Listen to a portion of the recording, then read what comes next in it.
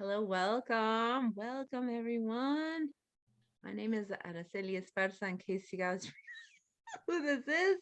I'm going to see if I can put this into, at least into our Midwest Mujeres Empowerment series. Welcome for our Be Bold meeting here, our pilot program. And today we have Afra from the Melanin Project joining us today.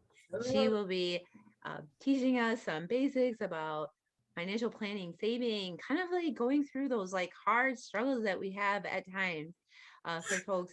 And so we're really excited to have her here with us. I'm just kind of doing some tech stuff in the background here.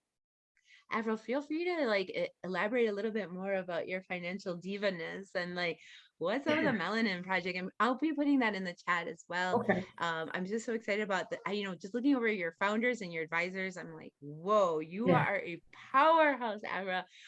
Starting Oh, a movement and all of this. Tell us more about about where you yeah. are in this time in life.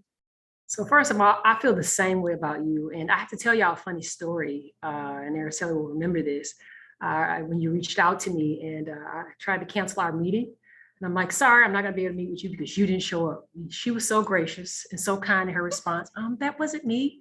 I still can't quite figure out who this person was that canceled a meeting with me, but I thought it was her. So we almost didn't have this meeting together, but I'm so glad. I first want to say thank you so much for the invitation to be here tonight. And to be able to share more about my story and the fact that you're putting together this beautiful forum to bring us together to talk about all of these things that could be so impactful in our lives and empower us. And so the Melanin Project was actually formed just out of my personal struggle, which you all are going to hear tonight through what I call my aortic strategy, which I'm going to share with you. So it's a lot of my pain that I've turned into power, and a lot of me sitting in just a place of dealing with a lot of oppression. But I didn't know it. I didn't know that that was what the issue was. And so the brand, the Melanin Project, is really my personal story and journey. And after I started to sort of come on the other side of it, I had to ask myself, how did I end up in that situation and what the root cause of it was? And so I've created this strategy, and it's something that I'm using today to actually keep myself healthy. And I think I'm so glad that I'm doing this because, every week we're seeing a lot of women commit suicide. And although I don't know the rationale behind that, I know that is tied to mental health. And we're seeing a lot of drug overdoses increase there for Black and Brown communities. And so, I think that we don't talk enough about our mental health. And I tie this into the mind, and I tie this into mental health. And so the Melanin Project was really birthed out of my struggle, which I'm going to show you all tonight through my presentation. And so I'm very blessed to have a great advisory council. I was very specific in particular about who was going to be around me to keep me kind of narrowed, and people that I kind of trusted to really advise me as I begin to grow. But I've been on a journey, and I'm not perfect. And I hope that this presentation doesn't present in that way, because I think it's important that, when you've overcome something, that you be vulnerable with other people to help them continue on their journey and their path. So I'm excited to be here. Any opportunity I get to share my story allows me to reflect on how far I've come to get to where I am today. So I definitely look forward to sharing more with y'all tonight.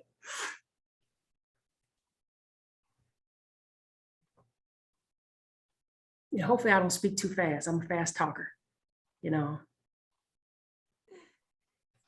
Yes, let us know if anyone's watching who needs like us to repeat something. Let us know in the chat. Any kind of questions we've been kind of getting ourselves ready all week with either our money goals or just questions that we had for you as well. So Yeah. I'm really excited. Thank I'm you going to so open much your for eyes tonight joining us. to something different, a different approach, a different strategy, something culturally responsive, something we don't talk about enough. And I hope this resonates with other folks. I'm excited.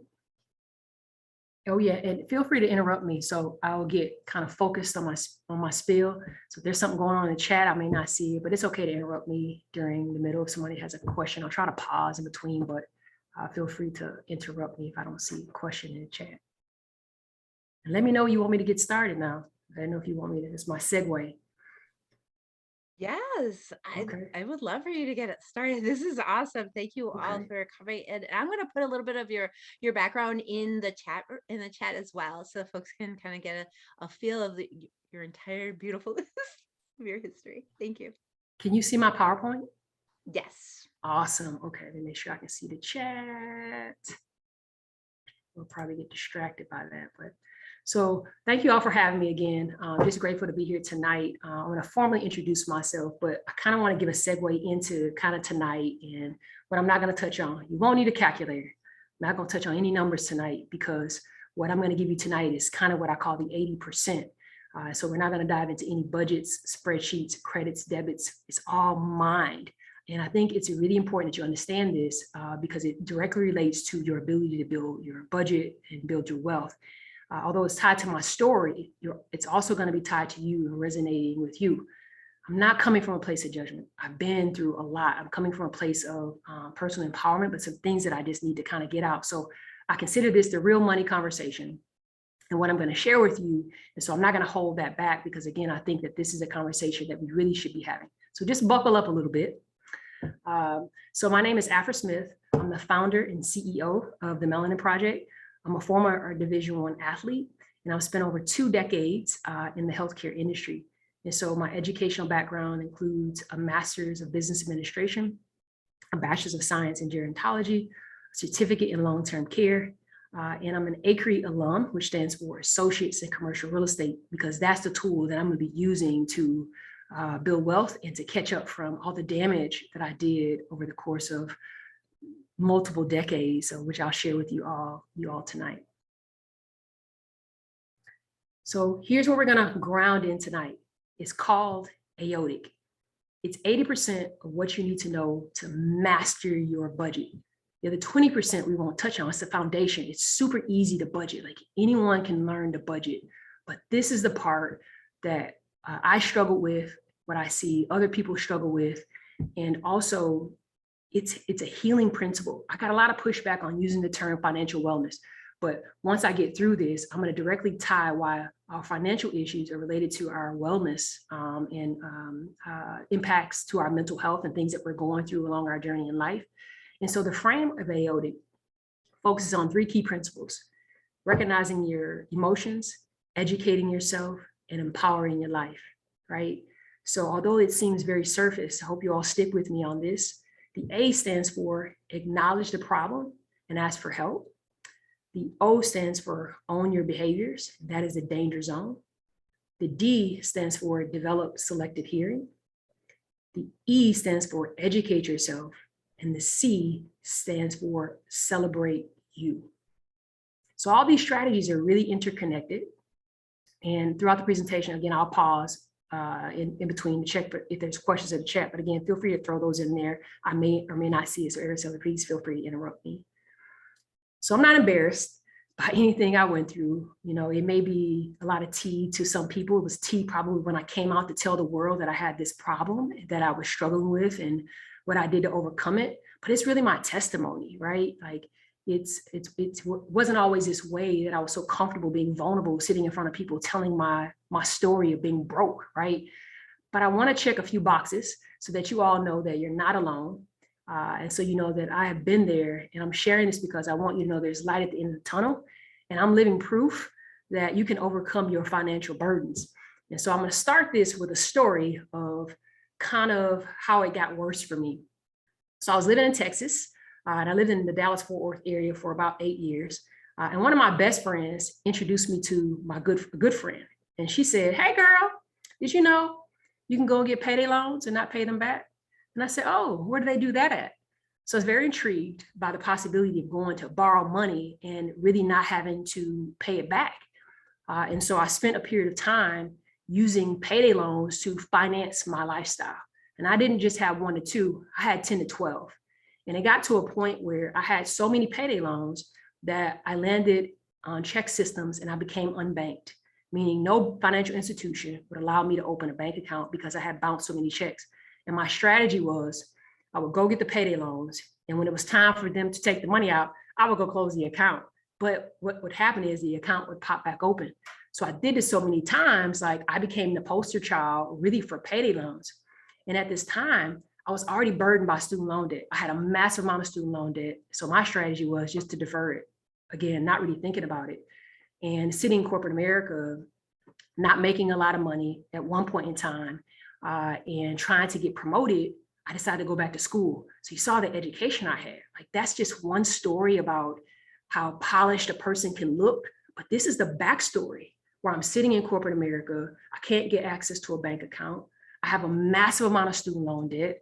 I'm late on every bill you can think of, constantly paying late fees. I had a credit score in the mid 500s.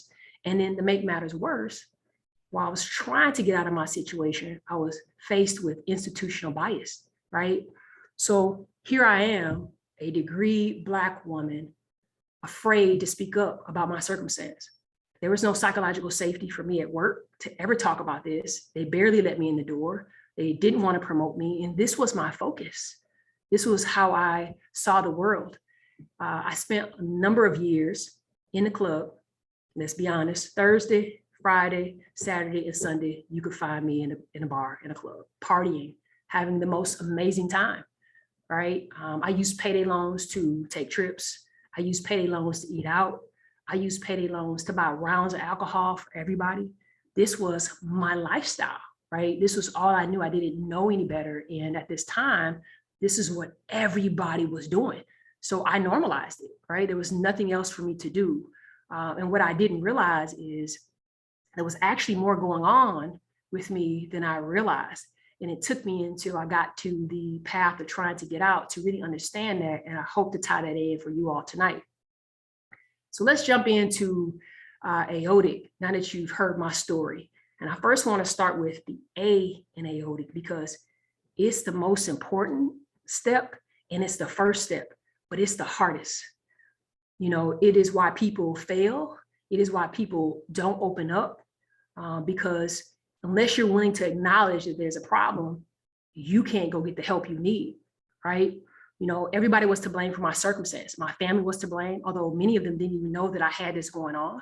Corporate America was to blame. And yes, we deal with oppression and bias and all this stuff. And I was in pain trying to get these people to see me.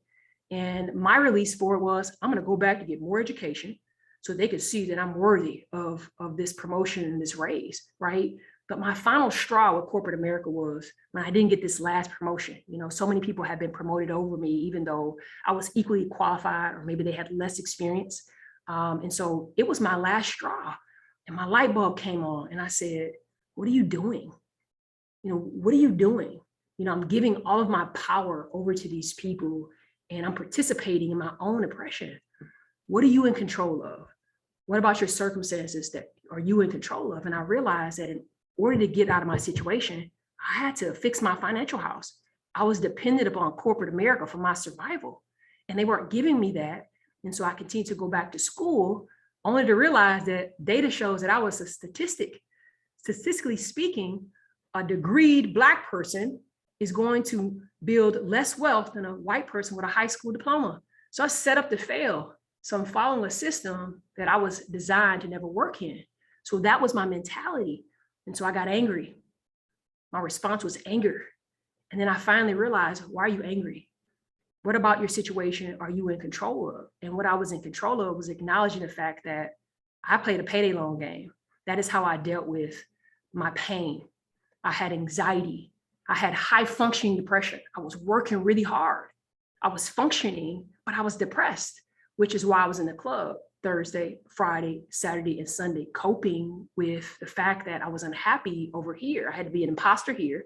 And now I'm an imposter in my outside world because I'm living a life, a double life, essentially, outside of work as well. So I was embarrassed. I felt so much shame. I was fearful.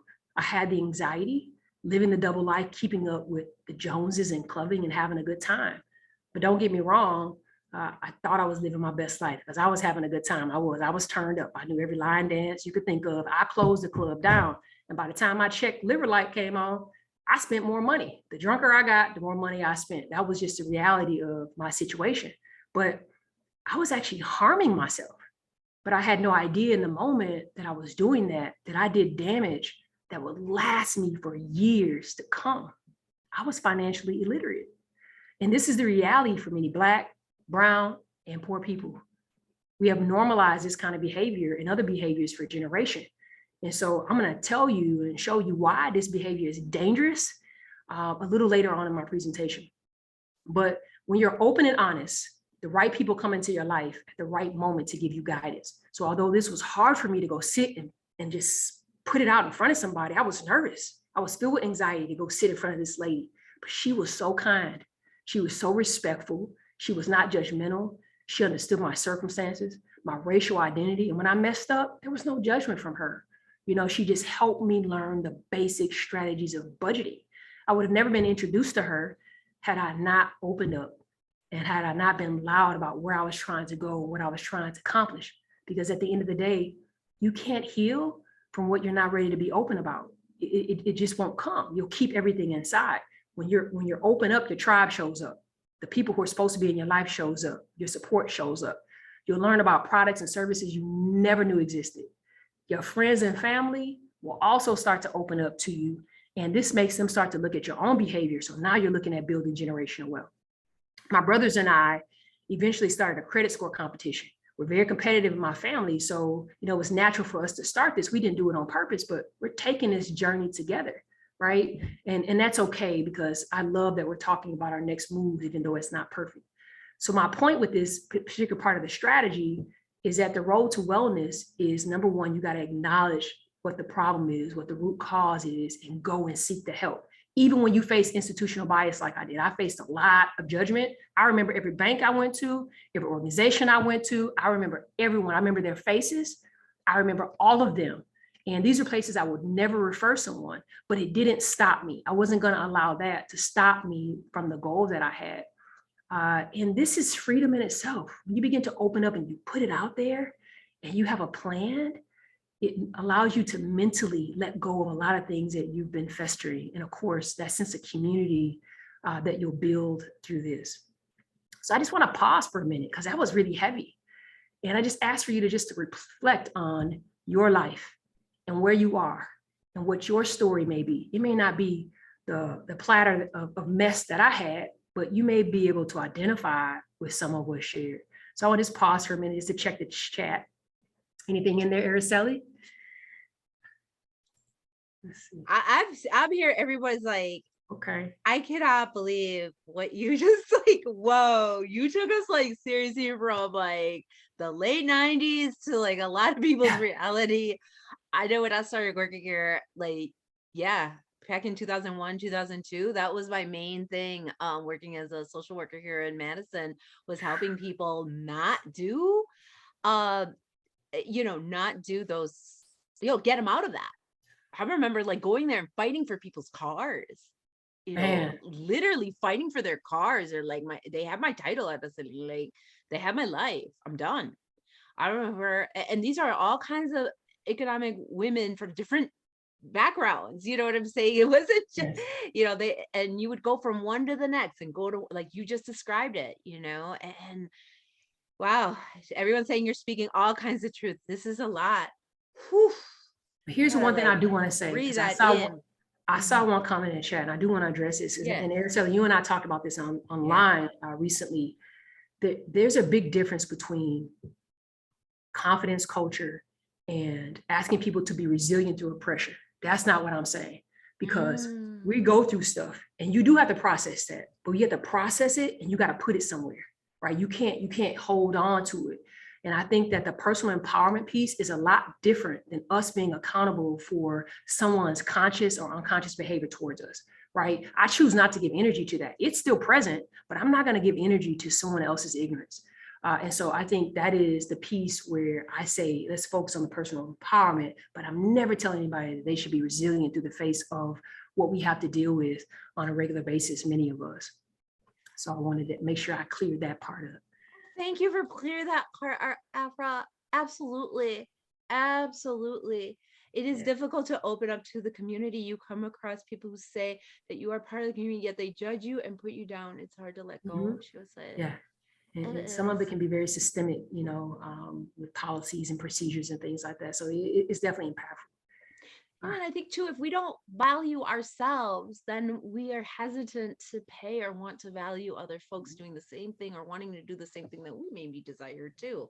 It starts with ourselves. And that's what I'm hearing from you, Afra, is that you be from this facility, this mentor that you met, she fed that into you. She saw your own Mhm. value and what you brought into it. The basketball part of you, I didn't know this part about you. That's so beautiful. So you grew up here and you went to Texas and played there. So you have a Well, Midwest actually, Southern. I played ball in two places, Kansas and Ohio. So I landed in Texas years later. Actually, I'm like a Rolling Stone. I've lived in so many states. I was gonna Wisconsin and say you had this, yeah. Madison, Milwaukee, Chicago, Texas. I lived in Virginia, DC area, back to Madison. Like I've lived a lot of places. Yeah. Awesome. Awesome. Well, if people have any more questions, feel free to put them in the chat. Thank you. All right, so let's jump into own your behaviors, right? So this is what I was talking about, the 80%. 80% of your budget is your behaviors.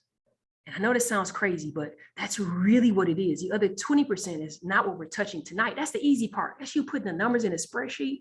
It's your mindset, right? And the lifestyle that you're living and being able to mentally stick to something is hard because these are ingrained behaviors, generational behaviors, cultural behaviors, trauma behaviors. And yes, we can say that historically, many of us have been marginalized, right? And a lot of us have been dealing with 400 years of generational poverty or redlining. We can go on. We've been paying monopoly on an uneven playing field. But I will also say that many of our financial behaviors are inherited and they're passed down from generation to generation. I want to give you an example of this. Let's talk about the Christmas behaviors and the Christmas holiday. One of my favorite holidays to talk about, and I look forward to the holiday every year because I make these really funny videos about Christmas. Every year we sit around and we go out for, what do you call it? Black Friday, Cyber Monday, and we shop for one day of the year to put all these gifts under the tree, right? Most of us are spending money that we don't have to satisfy the needs of people emotionally, or maybe even their self-conscious behaviors, right? So you've aligned this tree with all these gifts of things you can't afford that you knowingly know you're not going to be able to pay back likely for a while, and it turns into a few years. Credit cards bank on this, by the way. But what you're showing your children is that every year, even though you don't have money, I'm going to put gifts under the tree that I can't afford. So it becomes a generational pass down. And I am the family Grinch. I'm gonna tell y'all that right now. And it's still, I refuse to participate in this insanity with my family. And I will secretly judge. This is the one time of year I do judge when they're opening gifts. I'm secretly calculating how much money they've actually spent for the holiday versus us maybe investing in a stock for the kid, right? We're continuing, perpetuating this generational curse that's actually keeping us further and further away from where we want to go, right? And so kids learn this. It's an emotional attachment. This is cultural, right? This is a United States holiday. It's very cultural for us to participate in this. And I don't recall seeing the disciples sitting around with the Christmas tree. So I often push back a lot on this as a family Grinch. The other thing is we learned some new things along the way. I was clubbing. My mother didn't teach me that. That was never nothing she said. My mom was a great dancer, but she never said Thursday, Friday, Saturday, Sunday, I want you to turn up. When I say I knew all the line dances and all the songs, I knew them all. And I was there in the middle with everybody else jamming it out, and even the hey girls that show up in your life. Had I known better, I would have heard that hey girl and I would have like, but I didn't know any better. So, and it wasn't her fault that I took that advice, but that was something that I learned along the way that could potentially be something that could be passed down to someone else. So with the owning your behaviors, you have to be aware that your emotions trigger your spending. Retail therapy. We love retail therapy. We all enjoy retail therapy. You had a bad day at work and you pull out of work, we're going to emotionally eat. We hungry. So you see the first drive-through, you're gonna emotionally eat because that's going to satisfy whatever emotion you're feeling. And we do the same thing with our money, right? Our emotions trigger our spending habits. They trigger our behaviors. And we don't recognize that. And if you don't recognize that, it'll continue to fester and get worse. And also, again, your kids are sort of watching you do this. And I always say this, no one's coming to rescue us. And building wealth is a lifestyle. It's not a skill. That's why I say it's 80% of the behaviors are our lifestyle and the choices that we make. You are really the expert in how to work and move your money in your household. You know your household, you know what's going on in your household, and you know what you can and can't afford to do. So you got to hold yourself to a higher standard and don't accept where you are. You know, we have to learn that our emotions certainly impact our financial affairs. Now, earlier I spoke about the dangers.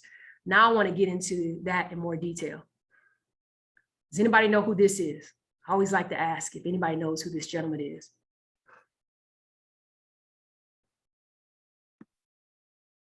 Anyone? I do. Who said they do? No, nobody? Okay, I thought I heard I do. Okay.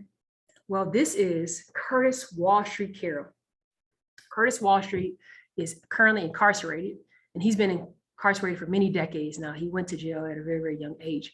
But I love to share Curtis's story because not only is it inspirational, but it's what he made me understand about the dangers of our behaviors. So when Curtis went to prison, he couldn't read, write, or spell. And so he used to have his cellmate read the sports page to him.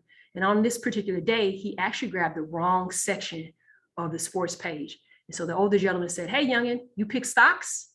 And he said, "What's that?" So the old man responded to him by saying, "That is where white people put their money at." So he became intrigued by this. And over the course of a few years, he not only taught himself how to read, write, or spell, he learned to pick stocks, and he became a millionaire from prison picking stocks. So although that is an inspirational story, it's what he made me understand. So I'm going to ground you in a few stats that around this, and also something he really opened my eyes to around the dangers of our behaviors. So according to Market Watch, over 60% of the American population has under 1,000 in savings, right? And these numbers are probably pre-pandemic. So I want you to imagine where the Black, brown, and poor people are right now with this. Sports Illustrated, over 60% of NFL and NBA players go broke. This breaks the myth that making more money is what will save you. That was my whole mentality. I just need to make more money. They need to promote me, and then that's going to help me, right? But when reality is, and I'm not downing our brothers in the NBA and NFL, but this is the reality. They live rich lifestyles. They don't live wealthy lifestyles. This next stat is really eye-opening. According to CNBC, 70% of those who hit the lottery for millions of dollars go broke within 5 years. 70%. And the one that really opened my eyes to not only my community, but also Latinx communities, is that Black people are expected to have a zero median wealth by 2053 if current trends continue. And Latinx population is expected to have a zero median wealth by 2073 if current trends continue. So when I look at these and I tie them into my story, it goes back to the fact that we don't know how to manage our lifestyles. How do we build community around our financial wellness if we don't know how to manage our lifestyles? And I really want to make sure that you understand what I mean about wealth, right? Rich versus wealthy. Because I think that, and I'm not going to talk about this from the aspect of net worth. I don't talk about net worth because I think net worth, number one, can be quite confusing to break the numbers down. But when you were in my situation, if somebody started talking to me about net worth, I had a horrible net worth. So if I had to look at that number, I was going to feel overwhelmed. So many of us live rich lifestyles. You heard the lottery stat, you heard the stat about the NFL and NBA. So I want to break this down from the perspective of what I mean by your specific wealth. If on a monthly basis, you bring home $2,000 and your monthly bills, after you pay everything, your food, your transportation, daycare for kids, whatever it is you spend on a monthly basis, you spend $1,900. What you have left over is your wealth. That's your ability to make your money work for you instead of you working for it. This is how you start paying down debt. This is how you start investing in home ownership, but you got to figure out where your money is going first. And we don't oftentimes know where our money is going because we're just spending, we're just swiping, we're living a rich lifestyle, right? And so I always go back to what he says about the dangers of our behaviors. And Curtis says, ask yourself this. He says, how can 50% of the American population be financially illiterate in a nation driven by financial prosperity? Our access to justice, social status, living conditions, transportation, and food are all depending on money that most people can't manage. It's an epidemic, a bigger danger to public safety than any other issue, because we don't know how to manage our lifestyles. And this is only getting worse. Inflation continues to go up. The cost of living continues to go up, and our wages are stagnant. We're fighting for that now. You know, he went on to share a stat that 90% of crimes committed are money related, but yet we don't teach financial literacy in prisons. And we have very few high school or middle school curriculums that actually teach financial literacy. People are now starting to get caught up like this is some new phenomenon, but it's not a new phenomenon. So financial literacy is a disease that has crippled minorities in the lower class in our society for generations and generations. And we should be furious about this. This is why I consider this to be a movement, and getting your financial house together is a revolutionary act. And we all have to wake up, because this has serious consequences, not only for us as individuals, but also for our family, the ability of our family to even be able to survive, let alone thrive. And so we can no longer afford really the instant gratification mindset. And we got to really think about long game and not short game. We don't know how to manage our lifestyles. And so we got to get beyond the instant gratification and really have to honor that and approach this from a new narrative and stop doing the same things, expecting different results, because they're not coming unless we be the change that we want to see. You know, Warren Buffett always says that, you know, we should get rich slow.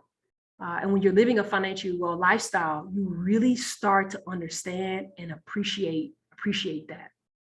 So I'm gonna pause for a minute and check the chat. Oh yeah. He said retail therapy is a clearance section, but with a budget. I know that's right, Karen. All right. So let's move on to develop selective hearing. This is a big one. This one ruins relationships with family, with friends. This also is the one that has the potential to send you back down the rabbit hole you were on. This is the one that I think that as I got on the other side was the most challenging and put me in a position to start arguing with a lot of people. And I'll share this with you as to why. But even when I was cleaning up my budget and trying to stop doing those behaviors, the people that were still participating in those behaviors were in my ear consistently. So when you think about develop selective hearing, you have to think about it from the aspect of visionary minds embrace selective hearing, because sometimes the best thing you can do is refuse to listen.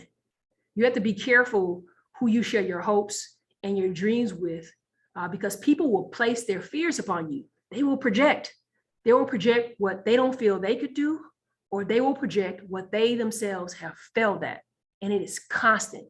If you're trying to do something different or trying to do something new, trying to do anything different from other people, the critics, the naysayers, and the devil's advocates chime in. I've been called cheap, frugal, told I'm hoarding and hiding money. And I'm proud. I wear that as a badge of honor now instead of the payday loan queen, which I was at one point in time. So that means that people are noticing my evolution if they're saying these things about me. So when you have a journey and you have goals you are trying to achieve, roadblocks often show up. And these roadblocks are often the people in your life, right? When I was trying to clean up my financial house, let's go to Mexico, but I got credit card debt. Like, I'm not going to go to Mexico and I can't afford to pay that back. Let's go eat out. Hey, I'm on a budget. And people will pressure you and the emotions will start to draw up out of you because of this. Now, people certainly mean well. They do. But you have to be selective who you take your advice from when you're on this particular journey. Are you going to listen to the people who are paycheck to paycheck, or the people who are on the journey and who have accomplished what you're trying to do? Granted, input and feedback are certainly valuable, but only to a point. And if you want to be different, if you want to achieve differently, the only opinion that truly matters is yours. So you have to trust your gut. You got to trust your intuition because it's the best form of self-care. The world is full of cynics and you have to tune them out.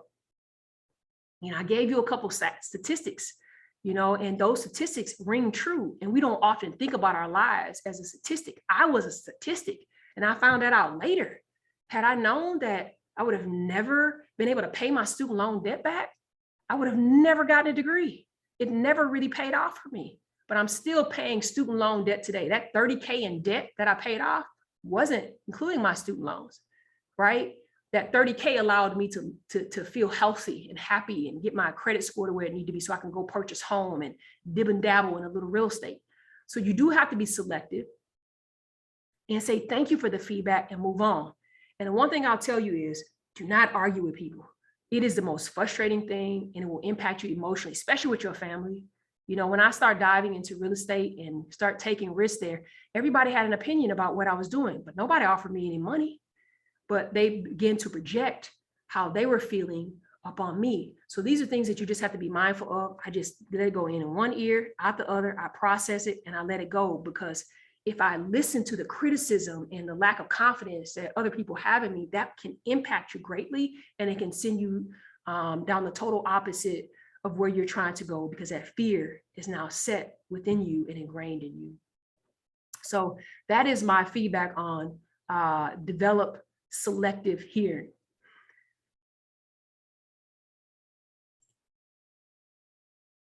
Educate yourself, because what you give energy to grows. I want to pause for a minute. Is anybody reading any financial books or following any financial folks on any platforms or anything? Anybody reading anything interesting? I read the books that I've gotten is like Decolonization of Wealth. Okay. And You Can Be a Badass at Making Money, that Gen 1 red book, green book, or whatever, the badass monk. Yeah, some people are following people on Instagram. Janisa, she has that bean that noodle dot, I think it is. Yes. Okay, the noodle budget. Yeah. So wealthy people read. They immerse themselves in knowledge. How are you going to conquer what you don't know or understand, right? And if this is new for us, this is one of the ways in which you have to consistently immerse yourself. This is how you get access to the knowledge about things you never knew existed. And even today, I'm learning a lot about money. If you want to be financially healthy, you have to read, listen, and follow. Study and read finance. Listen to podcasts, watch YouTube videos, social media feeds, immerse yourself. It might seem foreign at first, but the concepts start to resonate with you. But I also want to caution you to be careful, because there's a lot of people that look rich on Instagram, and you'll know who these folks are.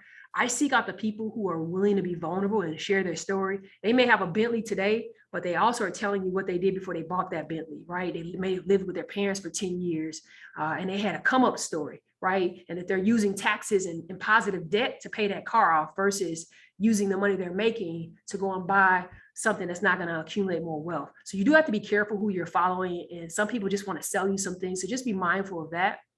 But you should make it a regular practice, because the more you immerse it, like for me, it was, I need to keep this constant, because if I keep it constant, I'll continue to stay on the path that I'm supposed to be on.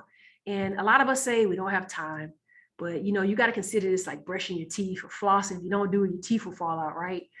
So if you don't do this, then you won't get that knowledge base that you need. My toolbox is so full. I have to challenge people on why they're paying for expensive credit repair. Like, I know how to repair my credit. I don't need to go and pay someone $2,000.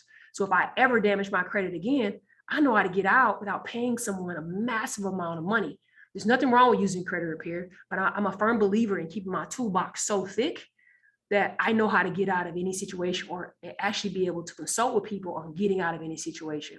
So you really have to, press play in the morning when you're in the shower, or when you're in the car, driving, press play on that podcast. And when you're taking a long trip, even when you're in the car with the kids, press play. I annoy my nieces and nephews with stuff around money. I know I drive them crazy, but I know they will remember this stuff when they get older.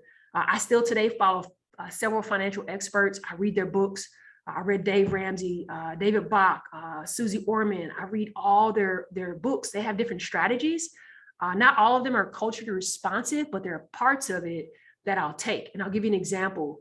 Dave Ramsey is amazing at teaching you how to master your budget. But what he's horrible at is the strategy to build wealth, because his philosophy is, and he got a lot of pushback from Black and brown communities on this, pay off all your debt before you buy a house. That would have never worked for me. I had a massive amount of student loan debt. There was no way that I would be able to pay my debt off before I bought a house.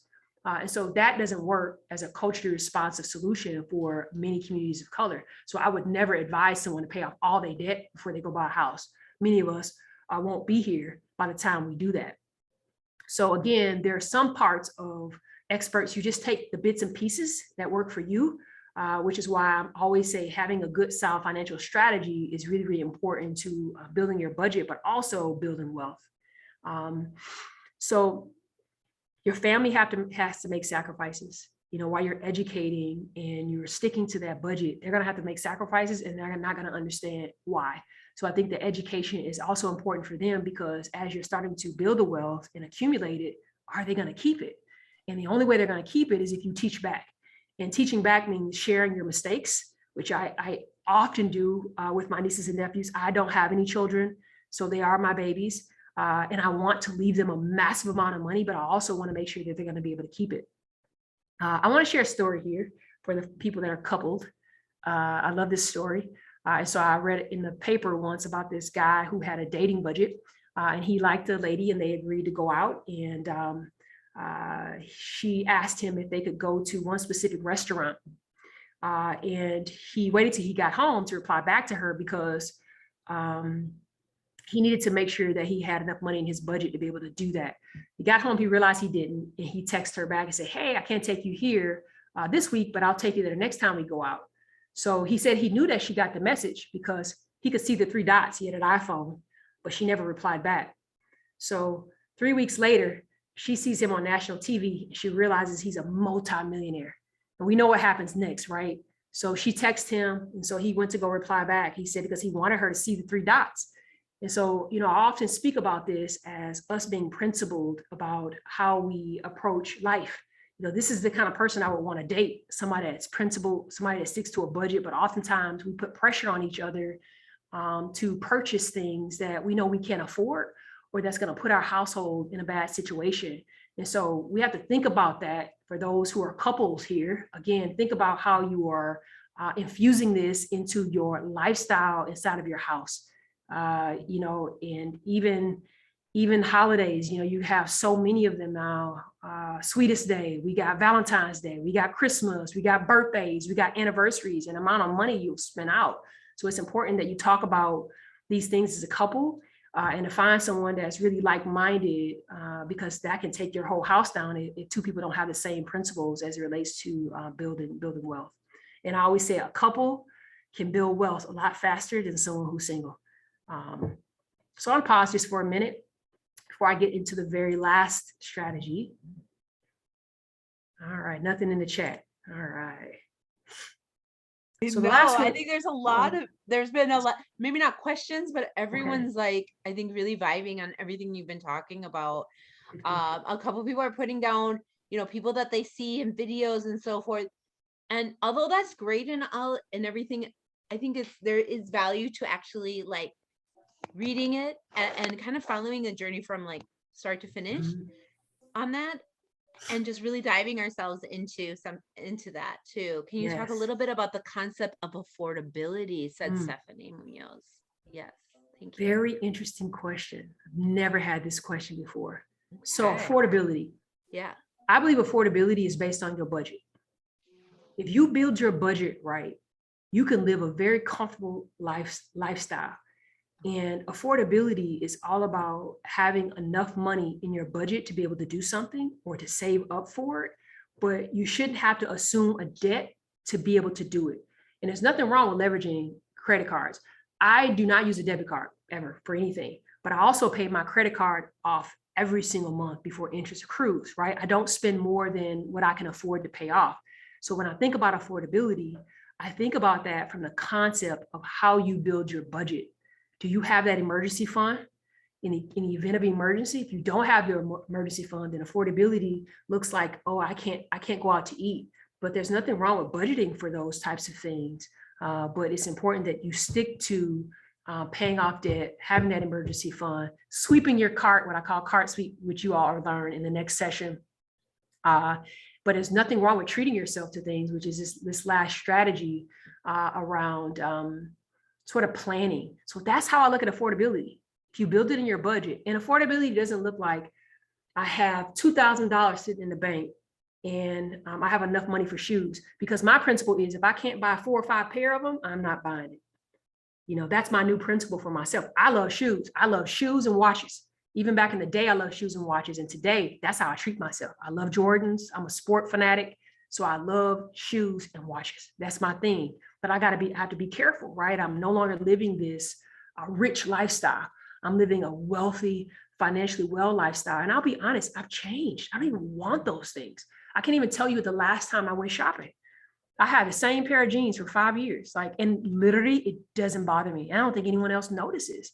So I think affordability comes down to your household and that budget, and really planning for expenses and having a plan to work down your debt, which I'm going to show you all next week when we get through the budget tool and showing you all how to sort of gauge that a little bit.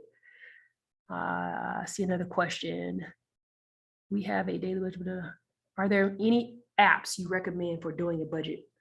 So I'm going to show you all how to build a budget next week. I'm going to give you a little homework so you can kind of prep for the class, but I'm going to show you how to build a debt management plan with a budget and a savings plan. It's going to be one sheet, one document, and you'll be able to toggle through. So I'll show you that. For apps, there are some nice apps out there. I like Mint. Mint is a great app because you can connect in your checking account, savings account. You know, you can connect all kind of stuff in there, all kinds of things in there. You can also establish some few goals. The spreadsheet I'm going to show you all today, but I recommend using a combination of an app, but also having your own spreadsheet, because if you need to make some quick alterations because you've had an unexpected expense, you really want to have a spreadsheet that you can go in and just kind of change a few numbers. I don't recommend paper budgets. Really difficult to redevelop a paper budget versus an Excel spreadsheet or a Google Sheets. What's a paper budget, Afra? Yeah. What's Paper budget is like you're kind of writing the numbers down by hand. There's a lot of room for error, but also once you get the budget established and you do it a few times, it should take you probably 30 minutes to do your monthly budget. After you get comfortable, you got to build it first. You got to build your debt management plan first, and then you got to build the structure of it. But once you do that, after you get comfortable, it becomes a cut and paste series.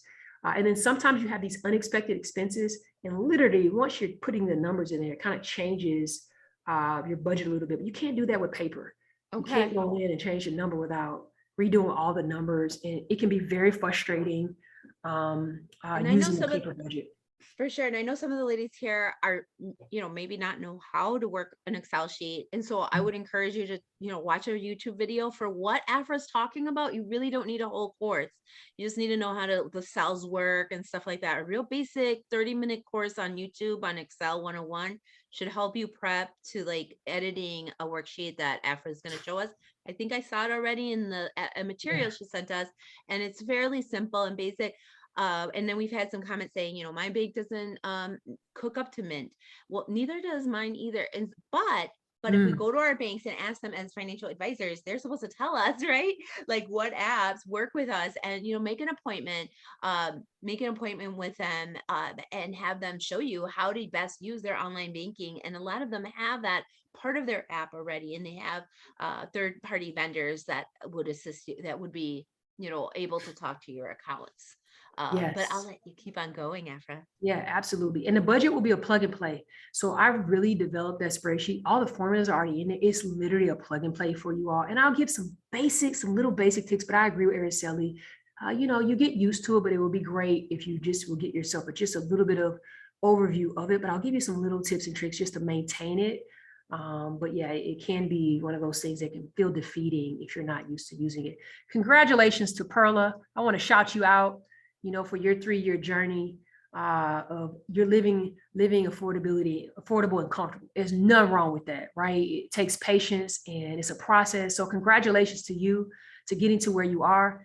And if you're there now, you'll be at the next phase before you know it. So congratulations to you on your journey, your 3-year journey. To acknowledge that. I love that. All right. So the last one is celebrate you. Appreciation is in the doing, and grateful is in how you feel. And so you have to appreciate yourself and invest in you first. And you're investing in yourself by sticking to that budget, because after a while, you're going to start to see more money back in your pocket. You will not regret it. I do not regret it. This has been a life-changing journey for me. It has been a life-changing journey for my mental wellness. It has been a life-changing journey for me being able to choose where I work, being able to start the Melanin Project, being able to invest in real estate, being in front of you all today. So, but you have to also celebrate yourself. I paid off $30K in debt. Doesn't include my student loan. I'm still on a journey to pay that off. But I picked some little places in between that budget where I was going to take myself out to eat or buy myself a nice shirt. I didn't go to Mexico. I wasn't there yet. But because the journey is a patient journey, and you got to be consistent, and you got to be disciplined, you're making so many sacrifices. You got to celebrate a little bit to get those endorphins going, and just kind of pat yourself on the back. Tell somebody that your credit score went up. Tell somebody that you paid off $1,000. Celebrate it with whoever it is that you're close to. And remember that you didn't get into the situation overnight, so you're not going to get out of it overnight. But you certainly can strategize about the best approaches. And some of those things I'll share with you all next week. And remember, it's not about the end result, right? It's about the journey of who you will become, because you will get frustrated if you solely focus on 5 years from now, or the 30K that you have versus these little increments. Focus on these little increments within your budgeting process, or paying down something, or getting your credit score up. Don't focus on the end, because if it doesn't come or something disrupts that, you're going to be frustrated. Just enjoy the journey, enjoy what you're learning, enjoy the changes you see in yourself and your family. And if you stay there, it will allow you to continue to be successful versus, making yourself feel bad because you're not at the place that you want to be. So just remember that. So this is it. This is AOE. It's the 80%, and it's hard. But if you can learn to recognize your emotions, educate yourself, and not forget to just empower yourself to do some of these things and remember some of these things, and give yourself permission to be great, give yourself permission to love on yourself a little bit, remind yourself that you deserve success, you deserve abundance, you deserve everything that's going to come to you. But it all starts with the mind. And then once you master your mind, you can master your budget. And I'm still using AODIC today. That's what I want y'all to know. I'm still using these principles today. They never go away. It will never, ever go away. And I also wanted to give you a call to action, because this is next. This is what's coming next. And the reason why the budget is important is because you can't work your way to wealth. You gotta invest your way there. In order to invest your way there, you gotta find the extra dollars. You gotta find the extra dollars to pay down the debt. You got to find the extra dollars so that you can save for that house or that investment property, or invest in the business, whatever it is that you want to do in your life, or save for your kids' college, or a property for them. You have to figure out how to make the money work for you instead of you working for it, which is what many of us do on a regular basis. And so this is it, right? And the one thing that's missing from here is diversification, because I don't go there. I'm not a licensed person for investing. So I don't talk about investing at all, but I can find the money, and then you can go figure that part out with somebody else. But I think the mastering the budget is really, really critical, and is the one thing that I wholeheartedly do today. I don't spend money unless it's budgeted. If it's not budgeted, I'm not spending it. And I really, really stick to that plan. It's also very helpful on the business side as well. Since it's Women's Month, I want to leave you all with this. I often think about Harriet Tubman and all the trips she took. And although it's not really confirmed how many trips she took, whether she took 19 or whether she took 5, she took a trip. And, they said it was over 90 miles, 1 to 3 weeks for her to get through these trips, being hunted in horrible climate, walking through a swamp to help other people. And I think about this as in the work that I'm doing to kind of reach back to say, I want you to feel empowered to make a shift and change in your life. And your mental and emotional health depends on it. Like the things that you do today, your family is going to have to not only make sacrifices, but they're also dependent upon you for survival. The things that you don't do today could impact your family tomorrow. And so we have to think about it really in these terms. And so I'm reaching back to give a handout to say, hey, this is how I got out. This is the strategies that I used to get out. And this is the strategies that I'm still using today. And here's a way that you can also take the journey to clean up your financial house. So I want to thank you all for listening, and thank you for your time. I do want to leave you with just a bit of homework for the next session. It's very brief and shouldn't take you all that long to put together, but I want to give you that in advance. And I'm going to stop sharing my screen just for a minute so I can pull up the other part of my screen. I'll make sure there's no questions in the chat. Yeah, I just wanted to we're going to end the video at this point for all of us who's watching us on live and so forth. But thank you so much for watching us. And please, go to Afra's website, Melanin Project, and her website is www.themelaninproject2053.com. Feel free to join us there. Thank you, folks. Thanks for watching. Bye-bye.